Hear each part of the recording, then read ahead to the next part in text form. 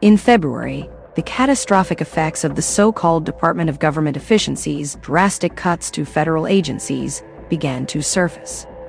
The agency's figurehead, Elon Musk, took to the stage at the Conservative Political Action Conference, brandishing a chainsaw in the air. Standing alongside Argentinian President Javier Milei, Musk used the shiny metal-plated prop to deliver a blunt message.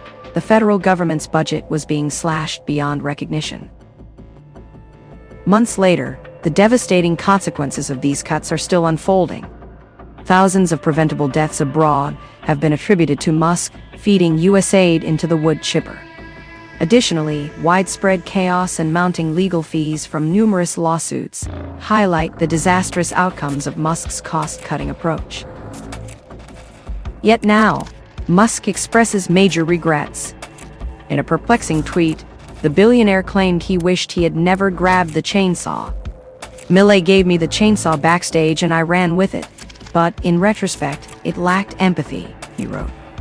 Musk was responding to another user who suggested he could have gotten more done if you weren't so worried about looking cool, and acted a fool.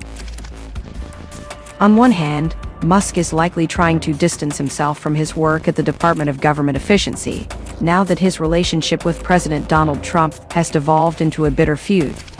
However, it also appears hypocritical, considering he previously complained that empathy is detrimental to society. In late February, roughly a week after wielding the chainsaw on stage, Musk told podcaster Joe Rogan that, "We've got civilizational suicidal empathy going on." He added, "The fundamental weakness of Western civilization is empathy, the empathy exploit. They're exploiting a bug in Western civilization, which is the empathy response." The chaos and destruction left by the Department of Government Efficiency certainly underline Musk's capacity to disregard others' feelings, almost as if cruelty is the point, as Adam Serwer of The Atlantic described Trump's first term in a 2018 essay.